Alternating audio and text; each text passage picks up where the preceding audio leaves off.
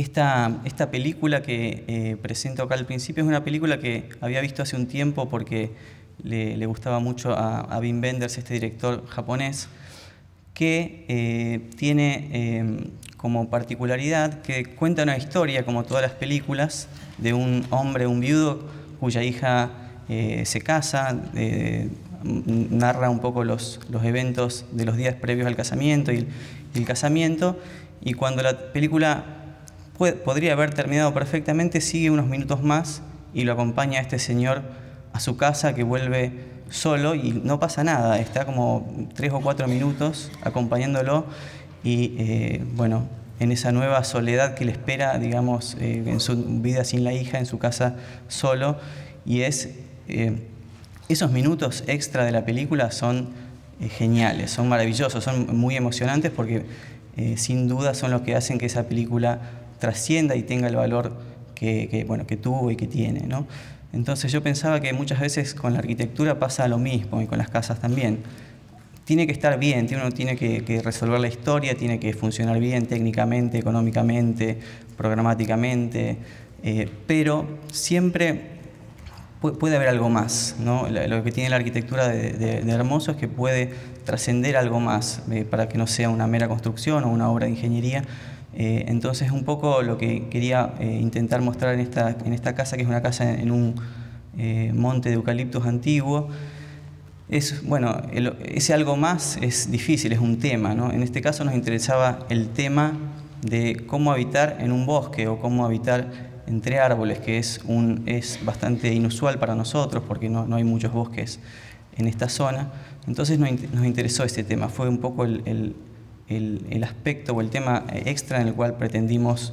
inquirir un poco más. Hay obras que lo hacen muy bien, como esta de Leverens, que pone una iglesia en un monte de abedules y que con una sensibilidad muy grande. Zumthor dice que cuando uno trabaja en un lugar conviene enamorarse del lugar, porque cuando uno se enamora de algo es muy difícil que le haga daño y va a intentar hacerle a eso que es el objeto del amor lo mejor posible. Y él llega al punto de controlar el color del mortero y la cantidad de mezcla para asemejarse a la textura de la corteza de los árboles. O sea, intenta de algún modo nutrirse del bosque para definir la materialidad de la obra, y luego los bosques son oscuros, ¿no? Se caracterizan porque hay poca luz y el interior es completamente oscuro, es casi como meterse en el centro del bosque, o sea, la luz a medida que uno va metiéndose disminuye hasta que uno entra a la iglesia y es prácticamente la oscuridad absoluta. O sea que esa sutil relación con el lugar me parece de las cosas más lindas de esa obra. Esta es una obra también en un bosque de Fay Jones, un arquitecto de Estados Unidos, en Arkansas, que, contrariamente a la anterior, es una iglesia también, pero hace una obra absolutamente transparente, con maderas cuyo largo y peso deben ser transportadas por personas para no talar árboles, y genera con los arbotantes hacia adentro una especie de follaje o densidad de ramas que emula muy bien la sensación de estar en el bosque, incluso la luz que pasa filtrada a través. O sea, en este caso está adentro del bosque, participa literalmente de él.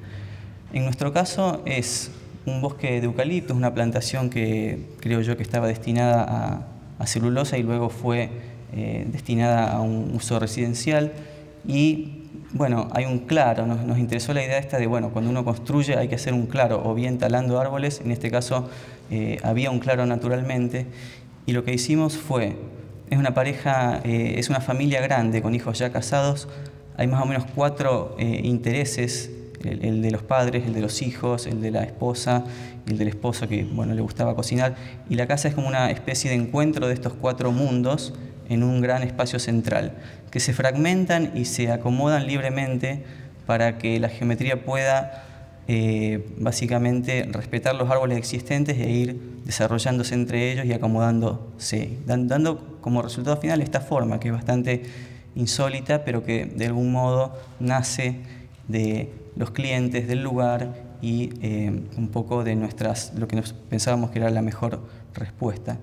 Volumétricamente el techo es a dos aguas porque como hay muchas hojas y muchas ramas que se juntan y sin canaleta, digamos, no querían tener ningún problema y nos parecía muy sensato, con lo cual en el lado más largo se ubica la cumbrera, el más alto, que es el centro de la casa, y cae hacia los extremos, generando las entradas más bajas. Pensábamos que tenía que ser oscura porque es un color orgánico que un poco refleja la oscuridad natural del bosque. Ya lo habíamos probado en otra casa y funcionaba bien esto de que el color oscuro es un color más bien de la naturaleza o del follaje u orgánico, ¿no? Y la casa aparece casi cuando hay poca luz, un poco integrada con la tierra y con los árboles. Entonces, la casa pensábamos que de afuera debería verse oscura como el bosque, pero de adentro debería ser clara como el claro del bosque en el cual se ubica. Es decir, la casa de algún modo clausura ese claro, pero cuando uno la habita por dentro, bueno, de algún modo lo recrea, ¿no? Artificialmente. Entonces, el interior blanco de la casa sale, estos volúmenes programáticos están como unidos geométricamente y generan patios triangulares para que aparezca algún árbol o galerías que en este caso marcan el acceso y una cochera, o bien galerías de expansión y de uso. Entonces, el negro del exterior, que no tiene ventanas, todas las ventanas se ubican en las zonas, en los recortes, ¿no? En estos ángulos triangulares, en estos espacios triangulares, sale a través y uno entra por ahí, bajo este techo, entra al interior, ¿no? En un lugar bajo, desde el cual uno sigue reconociendo el bosque, pero empieza a tener la claridad en el cielo raso, que es la claridad que había naturalmente en el espacio que anteriormente ocupaba la casa. Es lindo también que toda la humedad que existe en el lugar es como que se mantiene, el techo se condensa y el agua cae, y esa humedad natural, bueno, siempre, por más de que no llueva, se sigue manteniendo. Interiormente, la cumbrera, al estar en el punto más alto, genera este ambiente blanco, alto y luminoso, y tiene por su geometría perspectivas muy sorprendentes, interesantes y dinámicas. Un poco ahí uno ve como hacia la izquierda está la zona de los padres, hacia la derecha la de los hijos mayores. Esa ventana que aparece en ese pequeño altillo es la de los nietos, porque es un espacio más lúdico que aparece en la zona más alta sobre los dormitorios de los hijos, y un poco una ventana adentro de la casa para que se establezcan estas relaciones, bueno, más lúdicas que siempre existen cuando hay familias numerosas o con muchas generaciones. Entonces esta es un poco la idea de generar en el interior esta especie de gran burbuja blanca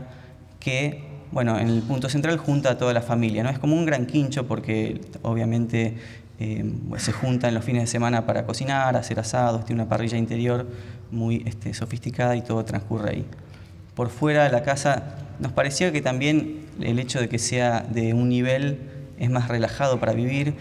en relación con la naturaleza, que era lo que les interesaba a esta gente, y que además funcionaba muy bien en relación con la verticalidad de los árboles, ¿no? La casa es más bien horizontal y se contrapone o se contrasta con lo vertical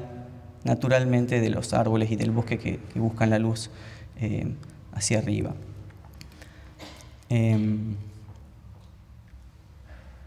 Me di cuenta que 20 segundos es mucho tiempo con esta charla. Y un poco, bueno, ahí la dejamos a la casa en el bosque. Hoy hablando un poco del tema de los clientes, y yo pensaba, bueno, mis fotos no tienen personas, realmente,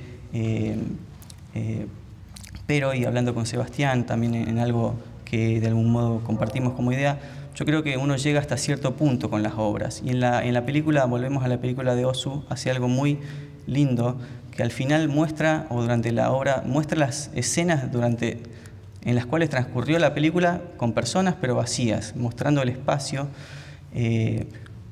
carente de la energía de la gente, ¿no? Y yo pienso que uno hace esto, uno hace el telón de fondo de la vida cotidiana, y las obras, esto es también el final de la película, las obras las terminan las personas, la gente que lo habita. Nuestro rol tiene que ver con posibilitar ese telón lo más lo mejor posible, lo más natural posible, lo más disfrutable posible, lo menos dañino para el entorno, etcétera, etcétera. O sea que, y luego, bueno, los muebles, los cuadros, las lámparas, todo esto es lo que empieza a dotar de vida finalmente a la arquitectura, a las obras y naturalmente las personas. Creo que hay una última imagen con la persona.